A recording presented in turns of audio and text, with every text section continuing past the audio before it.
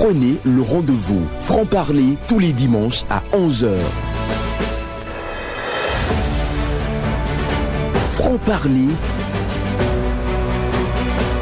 Honoré Naom.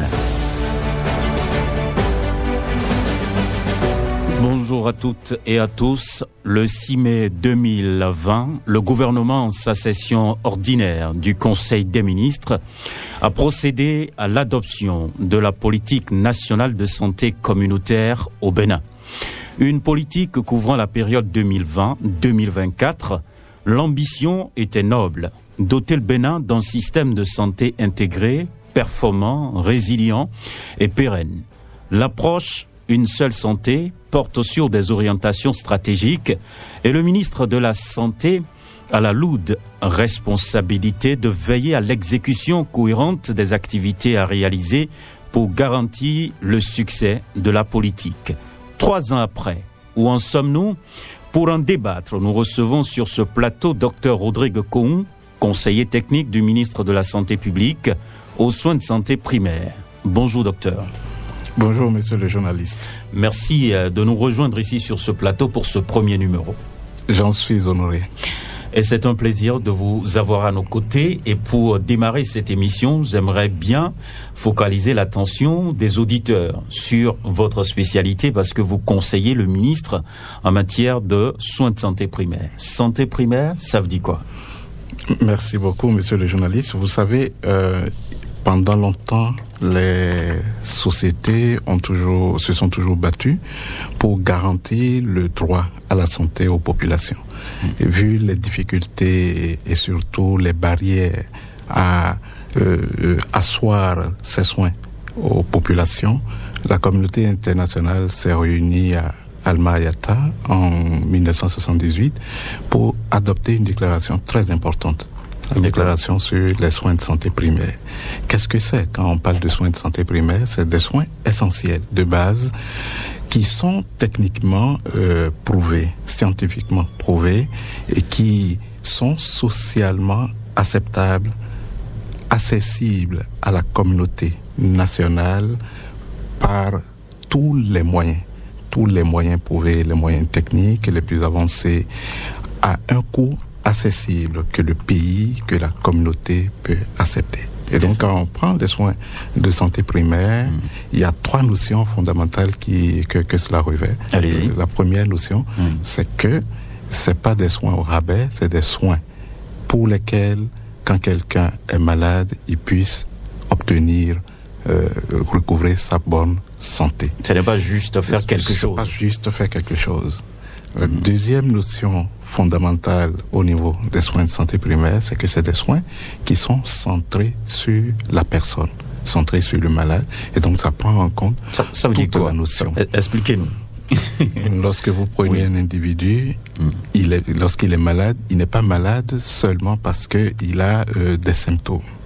Il est malade parce qu'il a vécu, parce qu'il a une rupture, que ce soit du point de vue de la santé, mais également en prenant en compte son contexte, sa culture, sa provenance, sa religion, ses droits humains. Donc l'être humain au complet, si on peut le dire. L'être humain au complet. D'accord. Si vous êtes malade et je m'acharne à vous diagnostiquer un mal sans savoir comment ce mal vous est venu, je vais certainement vous mettre sous des médicaments, mais à la fin, je n'aurai pas été un bon médecin, un bon résultat, parce que je n'ai pas pris en compte vos aspirations, par exemple. Vous êtes dans un milieu où on ne doit pas utiliser telle ou telle méthode. Et c'est cette méthode que je vous prescris. Vous comprenez aisément que quand vous allez sortir de ma salle de consultation, vous allez jeter mon ordonnance et vous irez ailleurs.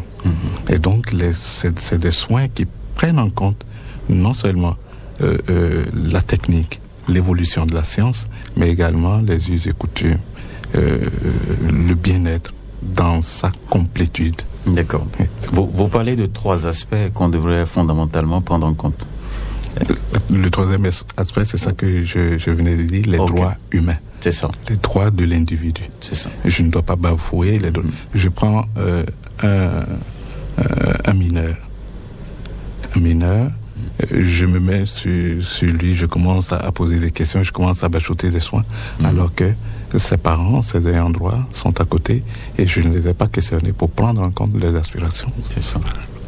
Donc, ce n'est pas seulement poser du diagnostic, prescrire des médicaments, des soins de santé primaire. D'accord. Oui. Donc fondamentalement, c'est ce qu'il faut retenir pour les soins de santé primaire. On reste bien entendu sur votre spécialité vous-même, parce qu'on dit docteur, mais vous-même, vous avez quoi? Vous avez fait quoi? Je suis médecin de santé publique, orientation politique de santé. Politique de santé. Je suis spécialiste de politique de santé. Ça veut dire quoi pour le citoyen lambda? Pour le citoyen lambda, oui. Quand on dit médecin spécialiste, on voit gynécologue, on voit cardiologue. Il y a une discipline qui s'occupe de la santé publique. Et dans cette discipline, il y a des sous-spécialités. Vous prenez par exemple les sociétés. Comment on arrive à prendre les décisions? Comment on arrive à faire les bons choix? À adopter les bonnes politiques pour assurer la santé aux populations. C'est ça la politique de santé en général. Et c'est à ça que je me suis attelé. D'accord. Je tiens donc à dire aux auditeurs et auditrices qui reçoivent bien entendu à franc-parler cette émission, c'est qu'à partir de 11h30, vous aurez donc à appeler pour intervenir dans cette émission en composant nos différents numéros, 40 11 17 18 ou le 50 52 52 73 pour passer en direct. Ce sera à partir de 11h30. Alors, aujourd'hui, on parle de la santé communautaire, d'une politique. Mais que retenir d'abord de l'expression santé communautaire? Très bien, monsieur le journaliste. Quand on dit santé communautaire, il y a déjà le mot santé et il y a le mot communauté. Et donc, c'est l'ensemble des techniques, des stratégies, des interventions qui sont définies avec la communauté sur la base des priorités de cette communauté et qui sont mises en œuvre dans la communauté avec l'accompagnement de cette communauté pour garantir la bonne santé et le bien-être dans cette communauté.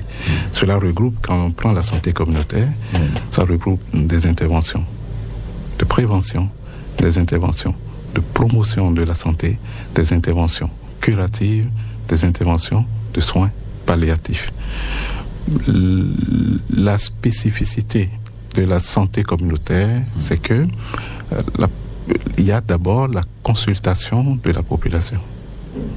La communauté elle-même est consultée pour pouvoir appréhender ses ressentis sur la santé, ses besoins de santé.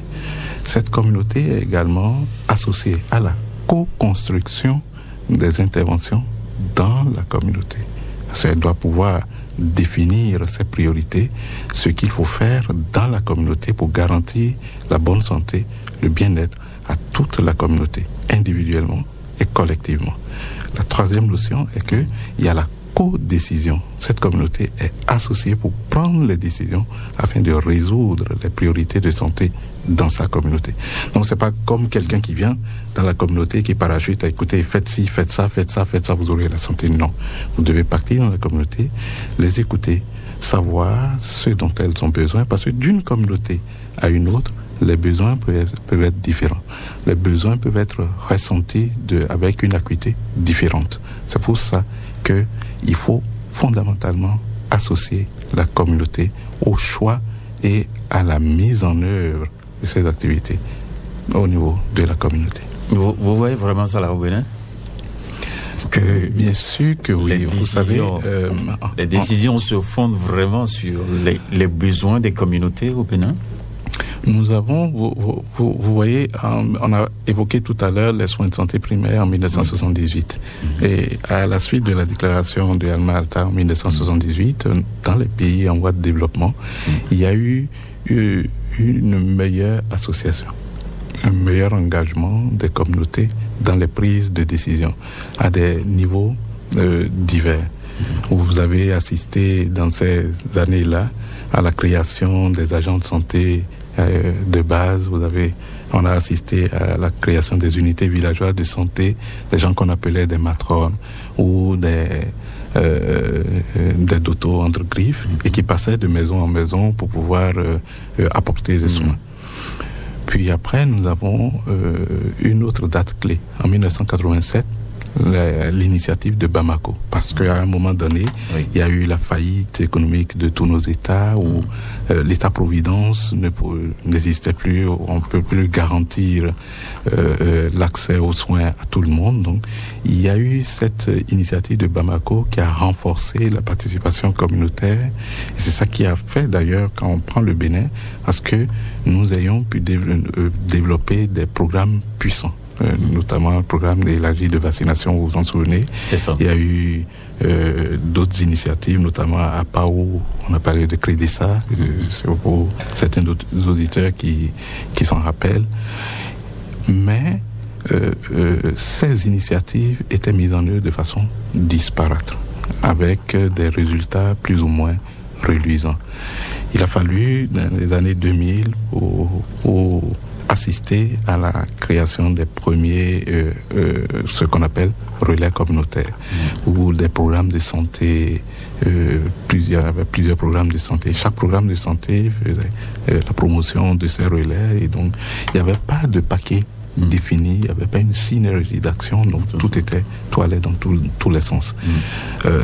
Entre 2010 et 2020, le Bénin a dû tirer des enseignements de ces atermoiements pour définir ce que nous avons appelé le cahier de charge des relais communautaires. Donc si je comprends bien, quand on prend le relevé de ce Conseil des ministres qui date du 6 mai 2020, cela ne veut pas dire qu'au Bénin, on ne parlait pas avant de santé communautaire. Pas du tout. On avait la santé communautaire qui se déroulait sous plusieurs formes.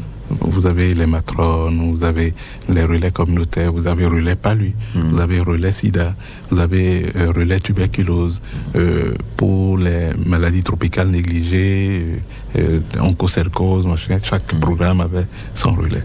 Donc il y avait des activités, des interventions au niveau communautaire, avec l'engagement de la communauté, mais les énergies étaient très mal canalisées, les stratégies étaient assez mal définies, incohérentes, mal coordonnées sur le terrain.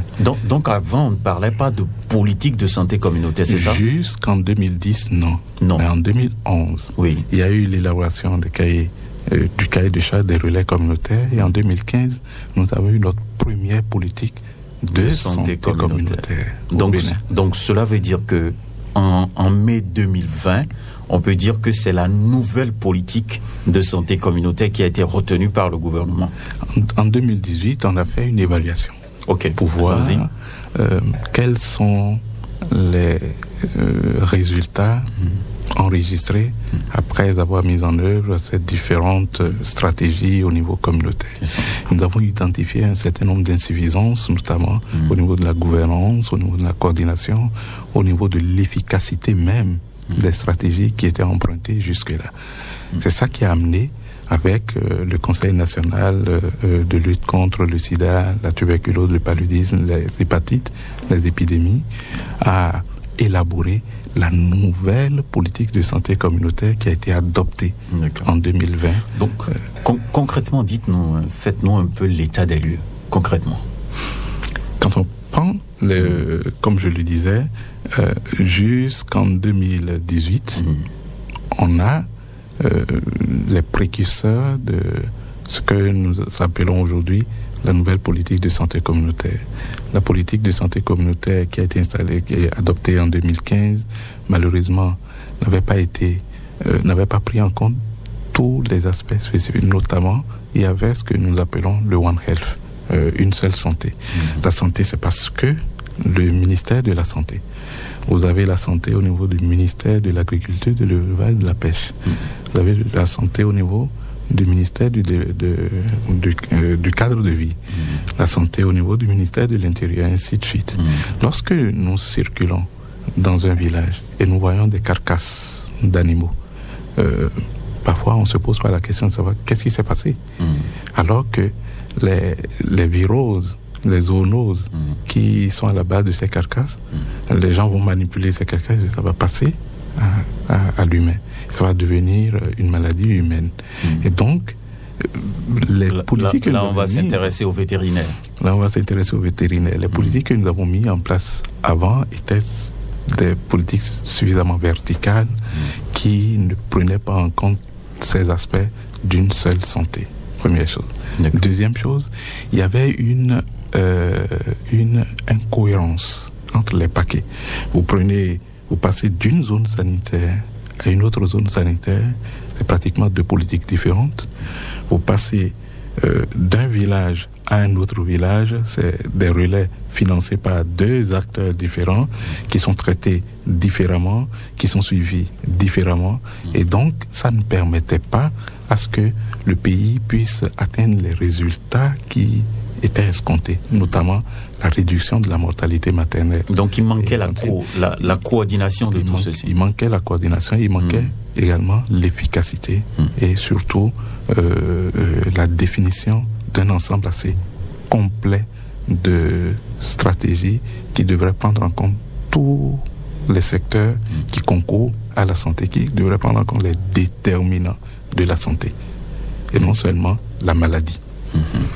Alors, est-ce que c'est ce qui a justifié donc cette prise de décision en faisant comprendre, bien entendu, qu'il fallait aller à une nouvelle politique de santé communautaire, ou bien il y a eu un déclic qui a poussé le gouvernement à dire cette fois-ci il faut agir? Le déclic vient de 2016, où allez-y. Il y a eu un candidat qui a dit qu'il faut réformer. D'accord. Et quand ce candidat...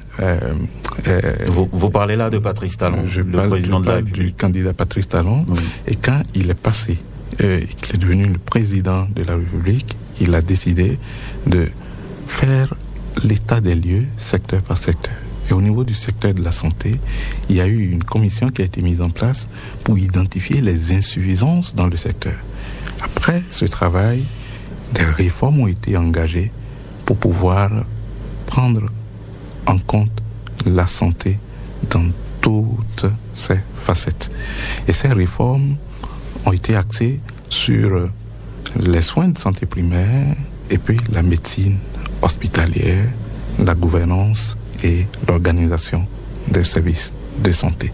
Et donc, ce déclic a permis à ce que on puisse, au niveau du secteur de la santé, au niveau du ministère de la Santé, prendre des mesures, retenir un certain nombre d'interventions qui impactent la santé du citoyen au niveau des soins de santé primaire, au niveau de la médecine hospitalière et au niveau de la gouvernance en général. C'est ça qui a amené à ce que, en 2020, on puisse adopter cette nouvelle politique nationale de la santé communautaire, qui est une politique holistique qui promeut l'engagement du citoyen, qui promeut la connaissance, la prise en charge de la santé du citoyen par lui-même et par sa communauté. D'accord. Alors, est-ce que vous pouvez donc nous rappeler un tant soit peu les orientations? Parce qu'une politique, quand même, quand on met en place une politique, il faut des orientations. Qu'est-ce que le gouvernement a retenu? Cette politique a une vision. D'accord.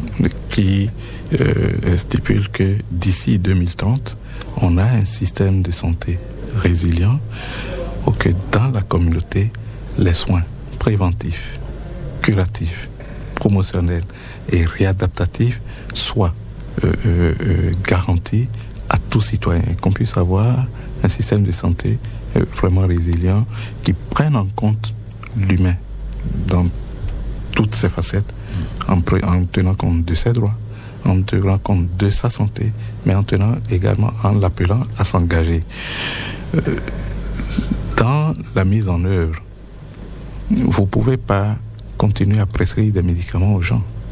Vous devez prendre les médicaments. Vous devez amener les gens à comprendre pourquoi ils tombent malades. Pourquoi nous avons le paludisme? Pourquoi on investit des milliards à acheter des moustiquaires et les gens prennent ces moustiquaires pour aller faire autre chose avec? Pourquoi il y a une pullulation des moustiques dans les ménages? Il faut amener les gens à comprendre cela. Et quand ils vont comprendre, ils connaîtront la cause de pourquoi il y a des moustiques dans leur ménage, ils vont prendre eux-mêmes les décisions qui s'imposent avec l'accompagnement des professionnels de santé pour pouvoir éradiquer le mal. Aujourd'hui, le choléra, c'est pas croyable qu'au XXIe siècle, on continue de parler du choléra, maladie de l'hygiène. Comment on amène le citoyen, l'individu, à comprendre les gestes basiques d'hygiène pour assainir son environnement. Se laver les mains. Pour se laver les mains. Et au savon. À l'eau et au savon. Nettoyer sa maison et ainsi de suite pour ne pas avoir le choléra, pour ne pas avoir la gale, pour ne pas avoir un certain nombre de maladies qui l'handicapent et qui réduisent sa capacité de produire, d'être utile à la société. Mais quand même, quand vous prenez des zones, il est difficile de conseiller ceci. D'autant plus que le milieu même n'est pas assaini. Le gouvernement a un rôle capital à jouer dans l'assainissement des cités. C'est des interventions holistiques. Le gouvernement jouera sa partition. Tout à fait. Les citoyens joueront sa partition.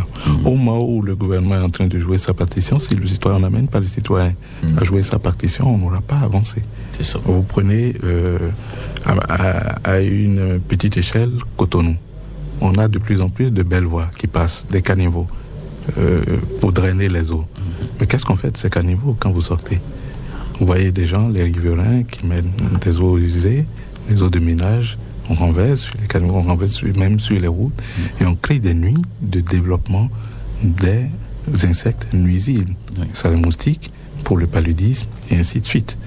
Et donc, ça doit être des actions synergiques. C'est pour ça que l'État central, le gouvernement, le gouvernant s'engage à jouer sa partition et doit amener également le citoyen à jouer la sienne. D'accord. Donc, fondamentalement, aujourd'hui, on peut le dire, 6 mai, c'est mardi prochain. Donc, cette adoption de cette nouvelle politique aura 3 ans. Donc, en 3 ans, qu'est-ce qui a changé ? Nous avons adopté cette politique et actuellement, on est en train de l'opérationnaliser. Il y a 2 acteurs clés pour la mise en œuvre de cette politique. Il y a les relais communautaires et les agents de santé communautaires qualifiés, qui sont des infirmiers et des sages-femmes. Un relais communautaire doit s'occuper de 200 ménages. Et chaque semaine... C'est pas trop ? Non.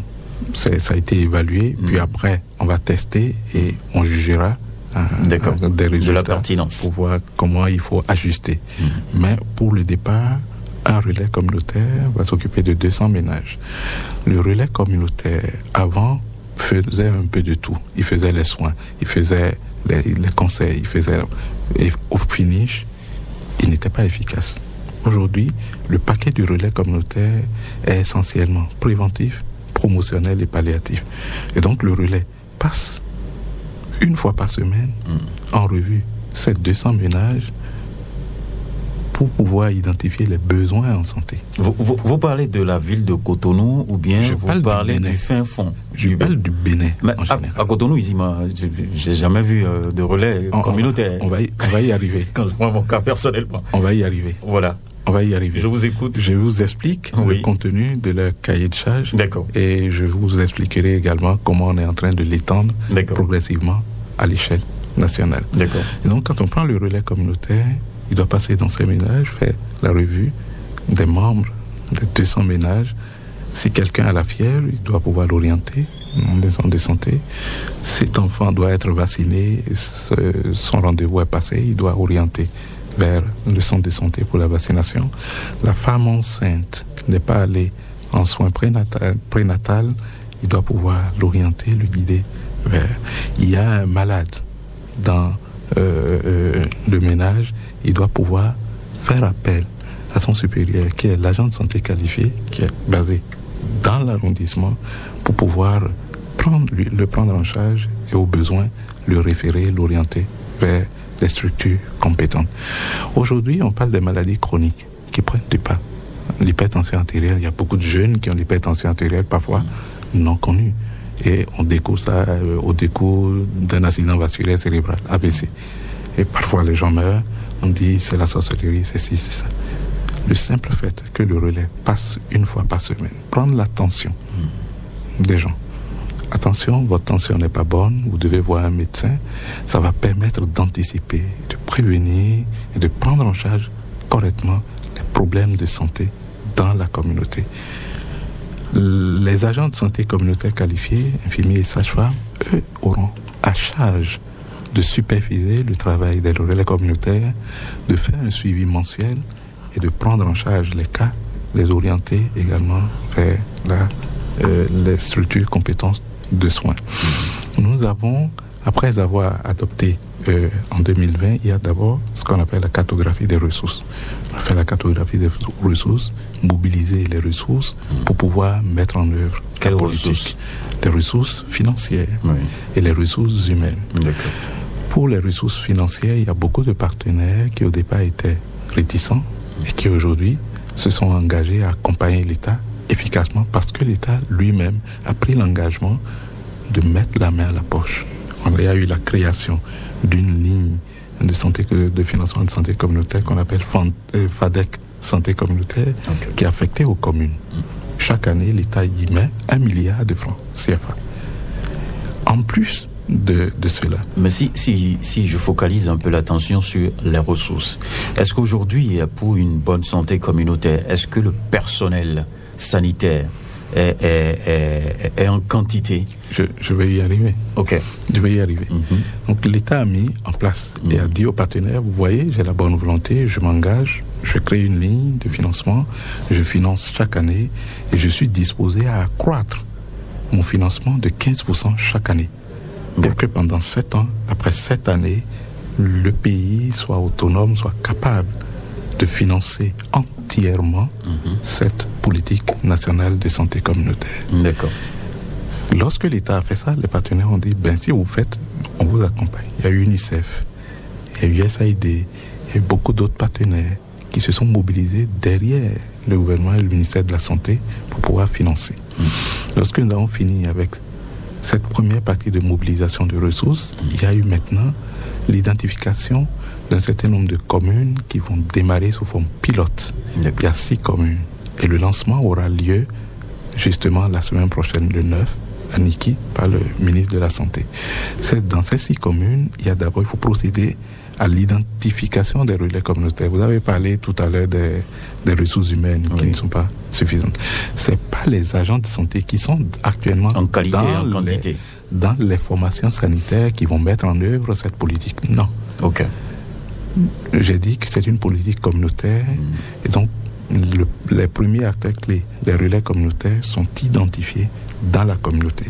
Donc on a lancé dans ces 6 communes pilotes cette identification où c'est les communautés elles-mêmes qui désignent pour dire non, on suscite les candidatures, on les présente à la communauté et les communautés valident et lisent. Il y a déjà eu dans des villages où des gens qui se sont dégagés volontaires pour être relais communautaires n'ont pas été élus parce que la communauté a dit on n'a pas confiance en vous. D'accord. Donc les relais communautaires ont été identifiés dans ces 6 communes. Ça fait 1435 relais communautaires dans ces 6 communes. Nous avons recruté maintenant. Pour ces 6 communes, ça fait 37 arrondissements. Nous avons recruté 37 agents qualifiés, infirmiers et sages-femmes.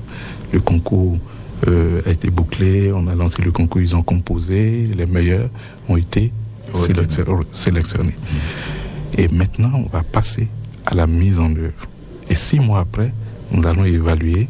Mais en attendant l'évaluation de la phase pilote, nous allons engager la deuxième phase. Parce que vous avez vu, pour faire l'identification des relais communautaires, c'est pratiquement 6 mois qu'il faut. Pour recruter le personnel, c'est également du temps. Donc les phases préparatoires, tout ce qui est travaux préparatoires qui doivent conduire à la mise en œuvre de la politique, on les conduit sur environ 6 à 8 mois. Est-ce qu'on doit dire aujourd'hui que l'architecture est là pour vraiment mener la nouvelle politique communautaire de santé au Bénin? L'architecture est là. Pour les 6 communes pilotes, les relais communautaires ont été identifiés, sélectionnés, bouclés. Quelles sont les communes retenues déjà? Nous avons Banikwara, nous avons Malanville, nous avons Niki, Kalalé et puis Sebana. Donc ces communes qui sont dans la phase pilote vont démarrer le 9 prochain. D'accord. Parce que toute l'architecture, comme vous l'avez dit, est là. Les relais communautaires, les agents de santé communautaires qualifiés. D'accord. Nous avons lancé pour la deuxième phase l'identification des relais communautaires qui va couvrir 69 communes. Donc au total, ça va faire 75 communes. Et il va rester 2 grosses communes, Cotonou et Porto-Novo, pour lesquelles le financement n'est pas encore bouclé actuellement.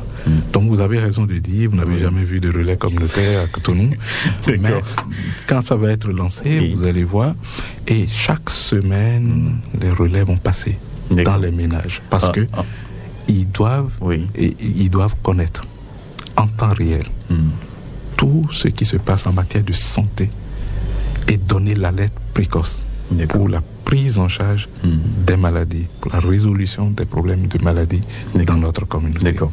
Dans quelques secondes, on va ouvrir le standard pour que les auditeurs puissent appeler. Ceux qui sont à l'écoute, ils peuvent donc commencer à nous appeler. Je rappelle les numéros 40 11 17 18 ou le 50 52 52 73. En attendant de recevoir le tout premier intervenant, je voudrais donc vous demander de façon concrète, quand est-ce que je peux dire que j'ai rencontré un agent communautaire de santé, un agent communautaire dans une politique de santé communautaire?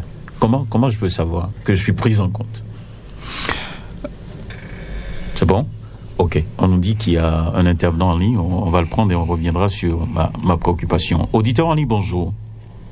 Bonjour, monsieur Honoré Naou. À qui avons l'honneur? On m'appelle David Jean-Marie. D'accord. Nous vous écoutons, votre question. D'accord, je salue le docteur, le conseiller. Oui. Ministre. Docteur Koum. Voilà. Docteur, je vous remercie beaucoup par rapport à votre arrivée sur cette émission. Merci beaucoup. Bon, je suis un instituteur, agent permanent de l'État. J'ai connu un décollement de la rétine en 2015. Je suis allé à Dakar à cause de l'urgence du diagnostic. On m'a dit d'aller à mes propres frais. Je suis revenu, littérature a conçu un dossier qui est depuis lors au service d'évacuation sanitaire du ministère de la Santé, Direction nationale de la Santé. Et jusque-là, jusqu'à la fin du mandat du président Yahi Boni, je n'ai pas eu gain de cause. Je ne sais pas s'il y a des cas spéciaux où votre département peut s'occuper de mon cas, par exemple. Voilà ma question. Vous avez effectué les soins, mais à votre charge. À ma charge, ils m'ont dit de revenir et le Sénat a conçu le dossier dont je compte le bordereau de transmission. D'accord. Donc, vous espérez le remboursement, c'est ça, c'est votre préoccupation. Comment ça va se faire? Oui, voilà. D'accord. Parce que là, je le sais, j'ai dépensé près de 3 millions. D'accord. On a compris votre préoccupation. Merci beaucoup. On va prendre notre intervenant. Bonjour. Bonjour, docteur. Oui. Votre nom? C'est un homédie urbain. J'appelle de Ouida. D'accord. Nous vous écoutons. J'ai trois préoccupations. Allez-y rapidement. Le conseiller tout à l'heure a parlé des vaccinations pour les enfants. Je voudrais qu'il nous explique pourquoi la vaccination sur les enfants qui sont nés avec leur immunodéficience. Ma deuxième question, c'est par rapport, est-ce qu'il existe dans notre pays, comme ailleurs, des services de contrôle qualité pour les vaccinations qui sont convoyées vers le Bénin et qui sont administrées? Ma troisième question concerne les communiqués radio qui passent et qui excitent les citoyens à aller renouveler leur vaccination de Covid. Pendant qu'aux États-Unis, pour ne citer que ce pays-là, les vaccinations sont... Et tous ceux qui ont été vaccinés contre la COVID-19 ne pourront plus donner leur sang pour sauver des vies. Voilà mes 3 préoccupations. D'accord. Merci beaucoup à vous. Et il n'y a pas encore un autre. Vous pouvez déjà aller, docteur, sur la première préoccupation, si vous en comprenez quelque chose, naturellement. Décollement de la rétine, il s'est fait opérer à l'étranger, mais normalement l'État doit prendre ça en charge. Et jusqu'à présent, il n'a pas été remboursé. Bon, il a bien dit que ça remonte à 2015, je crois. Oui, tout à fait. Voilà. Donc, c'était l'ancien système d'évacuation sanitaire. Aujourd'hui, ce n'est plus possible. Ce que je vais dire, je invite Monsieur Baguidi, Jean-Marie, c'est bien, c'est ça, à se rapprocher de la direction générale de la médecine hospitalière et des explorations diagnostiques qui est au ministère de la Santé. Il y a une division qui est chargée des évacuations sanitaires qui pourra le recevoir, lui expliquer et voir dans la mesure son dossier dans la mesure du possible, qu'est-ce qui est possible de faire. D'accord. Ouais. On me signale qu'il y a un autre intervenant, on va le prendre. Bonjour. Oui, bonjour. À qui avons-nous l'honneur? Hassan Aoudou Imoro depuis Calavi. D'accord, nous vous écoutons. Merci au conseiller technique Dr Koum pour les clarifications sur la nouvelle politique de santé communautaire au Bénin. Oui. Mes préoccupations tournent autour de la politique même des activités que les relais communautaires doivent mener sous la supervision des agents de santé qualifiés. Est-ce que la distribution à base communautaire va se poursuivre pour pouvoir accompagner vraiment les centres de santé à améliorer les indicateurs? Ça, c'est la première question. Deuxième question, la politique a commencé, prend fin en 2024. Nous sommes déjà en 2023, pratiquement deuxième semestre terminé. Quelles sont les leçons apprises par rapport à cette mise en œuvre, à la phase pilote qui a déjà eu lieu avec le recrutement des relais communautaires, des agents de santé communautaire? Est-ce qu'il y a déjà des défis que le conseil technique peut partager avec nous? Voilà mes 2 préoccupations. Une fois encore, merci pour l'émission. Merci beaucoup à vous. Et nous allons donc poursuivre les réponses aux intervenants. Il y a le monsieur Senou Menji, urbain. Voilà. Donc il parle par rapport aux vaccinations. Pourquoi faut-il vacciner les enfants? C'est très simple. Immunodéficient. Il a parlé de l'immunodéficience. Il a dit que les enfants naissent avec une immunodéficience, ce qui n'est pas très exact. C'est ça. Si un enfant qui n'est pas né d'une mère séropositive et qui lui-même est séropositif n'est pas immunodéficient. On ne le qualifie pas comme ça. Mais c'est un enfant fragile parce que ces défenses immunitaires sont en train d'être mises en place. Et c'est d'ailleurs pour ça que c'est capital de vacciner ces enfants pour les aguerrir et pour les immuniser contre les maladies évitables par la vaccination. C'est ça. Prenez la rougeole. La rougeole, dans les années 50, c'est près de 30 millions de décès chaque année dans le monde avec la rougeole. Avec la vaccination contre la rougeole, c'est passé à moins de 2 millions de décès en 10 ans. Et donc, les effets bénéfiques de la vaccination sont indéniables. Vous prenez dans nos communautés. Moi, je me rappelle quand, il y a une vingtaine d'années, les parents disaient il faut beaucoup procréer pour espérer que peu survivre. Aujourd'hui, ce n'est plus ça. Un enfant qui naît doit pouvoir... il y a une espérance de vie à la naissance, doit pouvoir vivre jusqu'au Bénin. Et vieillir. Au Bénin, on est à 63 ans comme notre espérance de vie. Et donc, c'est grâce aux prouesses de la vaccination. Parce que les maladies qui sont dangereuses, la rougeole, ce n'est pas banalisé, tout simplement. La poliomyélite. D'accord. Et donc, c'est pas vraiment à banaliser. C'est d'ailleurs pour ça que l'un des objectifs de la santé communautaire qui est d'amener le relais communautaire à garantir l'accès à la vaccination à tout enfant. Et donc, il doit vérifier le statut vaccinal des enfants qui sont dans les ménages. Et les enfants maintenant, les vaccins sont chers. Les vaccins... Et l'État a abandonné beaucoup de vaccinations. La vaccination infantile, elle est gratuite. elle est gratuite, c'est à 0 francs. Les vaccins du PEV qui contiennent qui prémunissent. Il y a eu un bon moment quand même où les vaccins ont connu vraiment de rareté et les parents sont obligés d'aller chercher ces vaccins eux-mêmes. Non, attention, il n'y a pas de quiproquo par rapport à ça. Okay. Expliquez-nous clairement. Les vaccins du PEV, c'est-à-dire les enfants de 0 à 11 mois, ces vaccins sont garantis, sont financés par l'État et les partenaires, que ce soit les vaccins, les autres intrants. 11 mois quand même, c'est trop peu. Pourquoi ne pas aller à 5 ans, par exemple? Non, je disais tout à l'heure dans la définition des soins de santé primaire, des coûts accessibles à la communauté et à l'État. Si demain notre pays est riche et se sent capable d'assurer la vaccination gratuite de routine aux enfants jusqu'à 5 ans, le pays le fera. Encore que il y a des schémas. C'est pas les enfants de 5 ans n'ont pas besoin de tous les vaccins. D'accord, vous permettez, on va prendre l'intervenant. D'accord. Bonjour. Bonjour. Qui avons l'honneur? Oui, c'est Madame Kéouda, je suis Porte-Nouveau. D'accord, nous vous écoutons. Oui, je salue le plateau, je salue l'invité. Oui. J'ai une préoccupation. Une personne âgée qui n'a pas pu faire de CCG à l'enfance, plus de 40 ans, peut le faire. C'est ma question. D'accord. Bonne journée à vous. Bonne journée à vous aussi. D'accord. Donc, on parlait de vaccination des enfants de moins de 5 ans, ils sont sujets à ce qu'on appelle des rappels vaccinaux. Et ces rappels vaccinaux, pour la plupart, ne sont pas dans le PEV de routine.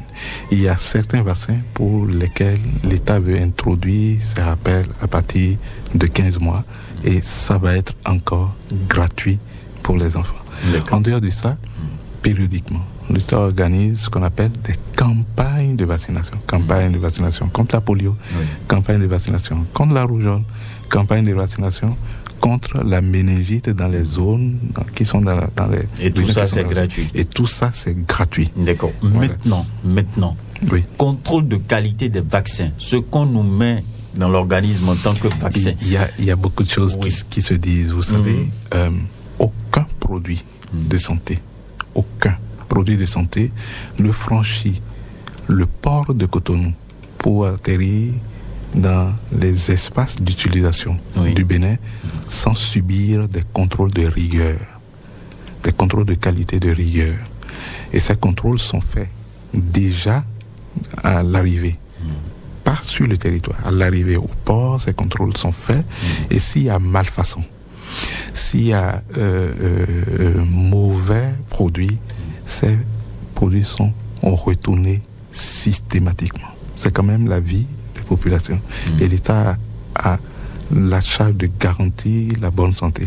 On ne peut pas, que ce soit pour les vaccins comme pour les médicaments, accepter qu'on puisse donner des produits mal façonnés. C'est d'ailleurs pourquoi le gouvernement et le ministère de la Santé mènent une lutte acharnée contre les faux médicaments.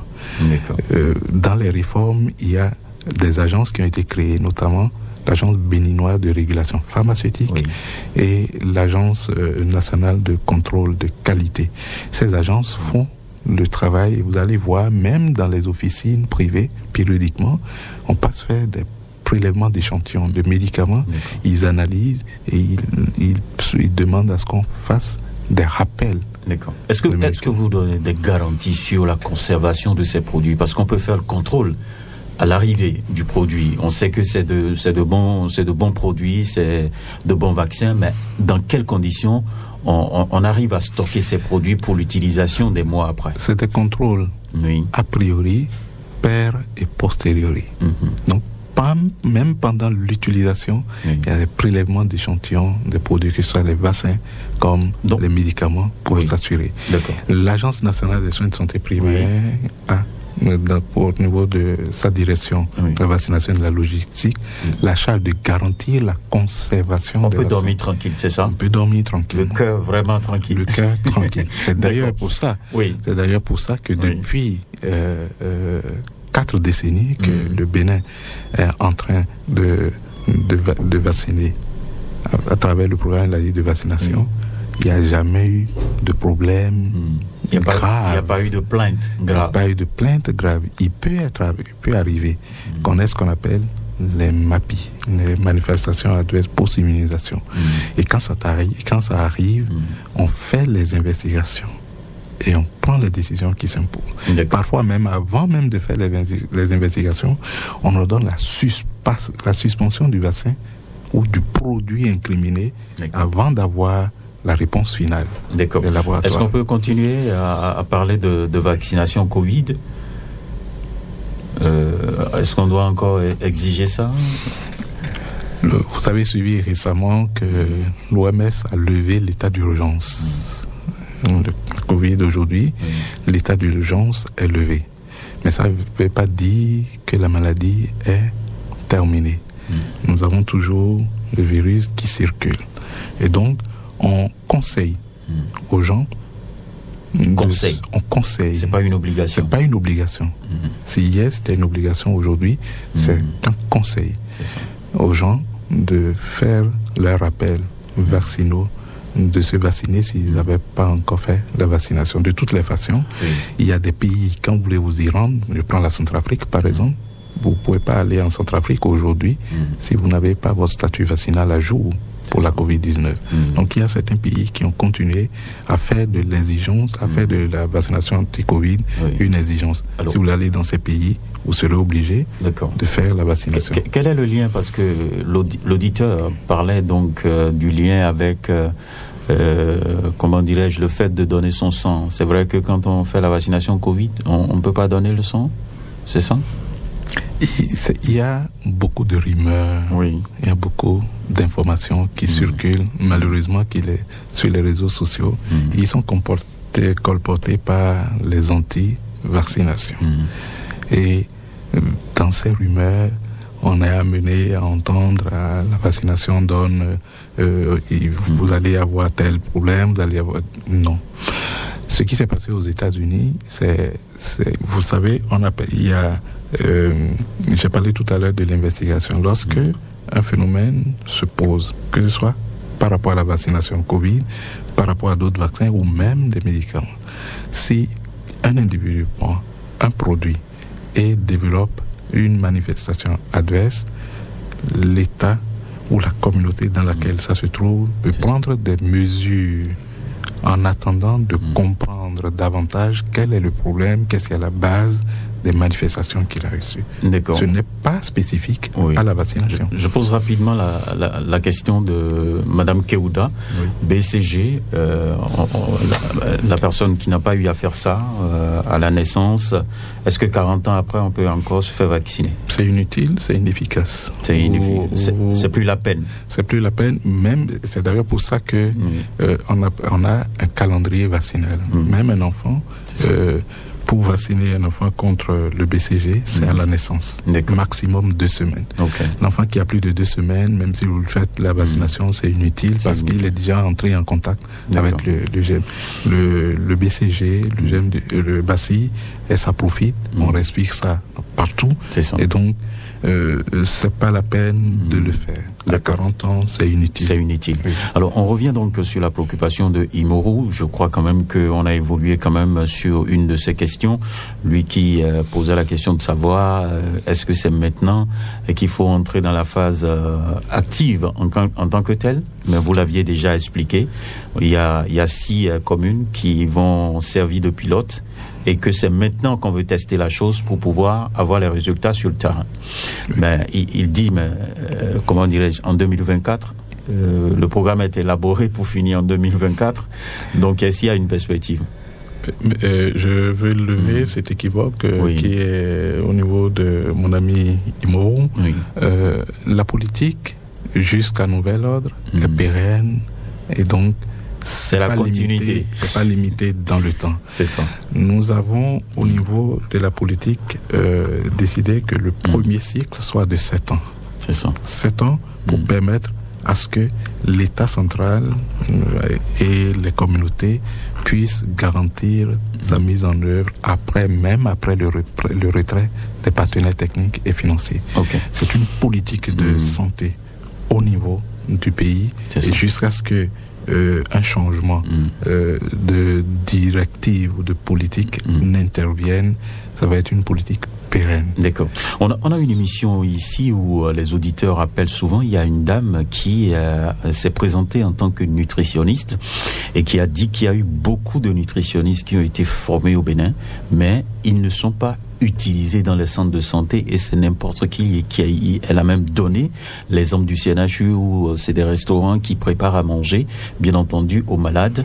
Est-ce que la nouvelle politique de santé communautaire peut associer les nutritionnistes, d'autant plus que ce sont des gens qui sont formés, mais qui ne sont pas utilisés sur le terrain?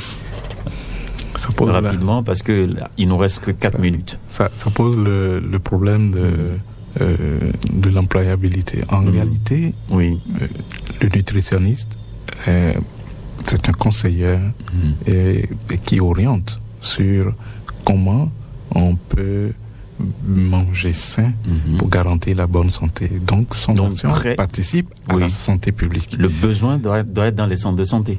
Le besoin, c'est pas forcément dans les centres de santé. Mais ça doit être dans les centres de santé.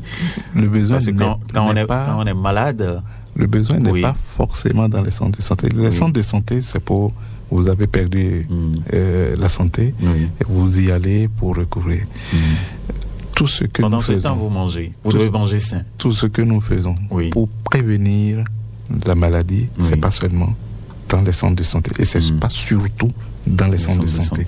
Et donc le nutritionniste de toute position peut interagir efficacement, que ce soit avec les centres de santé, que ce soit dans la communauté, pour garantir la bonne santé. On va finir sur les perspectives. Les perspectives, comme je les annonçais déjà, nous allons étendre progressivement cette politique à l'échelle nationale. On se prépare actuellement à boucler l'identification des relais communautaires dans les communes où les ressources ont été mobilisées. Le ministre de la Santé a insisté pour que la politique soit mise en œuvre dans une commune, il faut qu'on garantisse qu'il y a le financement nécessaire pour mettre en œuvre tout le paquet défini et pendant les 7 premières années. C'est ça qui a amené à ce qu'on puisse aller à petits pas en mobilisant les ressources nécessaires pour... Et donc aujourd'hui, on est à un niveau de mobilisation de ressources qui garantit la mise en œuvre de la politique dans 75 communes. Et le CNLSTP et l'Agence nationale des soins de santé primaire s'activent pour recruter les agents de santé communautaires qualifiés et mettre en place les relais communautaires et pour pouvoir déployer la politique. Dans la perspective où je vais parler plutôt d'un défi. Le défi le plus important, nous avons parlé de l'engagement de la communauté. Et donc, les élus locaux ont un rôle important à jouer. Je voudrais remercier au passage le député, un député, je préfère ne pas donner son nom, un député qui, au cours de cette semaine, a dit des biens de cette politique parce que il était allé dans sa communauté, il a découvert que les communautés elles-mêmes identifiaient leurs relais avec la bénédiction des CA et tout ça. Votre mot de fin, il y ait cet engagement au niveau de la communauté, de tous les acteurs de la communauté pour accompagner. Je voudrais appeler les communes dans lesquelles on s'apprête à mettre en œuvre cette politique, que lorsque les relais communautaires vont commencer le travail, qu'il y ait vraiment un mouvement d'ensemble. Si un ménage ne coopère pas, s'il n'y a pas de la bonne coopération, on ne pourra pas avoir les résultats. On a dit encore une fois, nous avons failli. D'accord. Merci beaucoup à vous, Dr Rodrigue Kohou. Vous êtes conseiller technique du ministre de la Santé publique aux soins de santé primaires. Vous étiez donc dans ce studio, bien entendu, pour parler de la nouvelle politique nationale de la santé communautaire au Bénin, lancée depuis le 6 mai 2023. Merci aux auditeurs qui nous ont suivis et également ceux qui ont appelé pour poser des questions. Nous vous souhaitons tout simplement de passer une bonne journée dominicale sur Radio Cotonou et un baobab va s'installer donc dans les minutes qui vont suivre pour la suite de nos programmes sur Radio Cotonou. Je vous dis tout simplement de passer de bons moments sur Radio Cotonou 94.3. Ghislain Gbangba était à la manipulation technique, au micro pour la présentation de cette émission. Benjamin Honoré Naoum, bonne journée.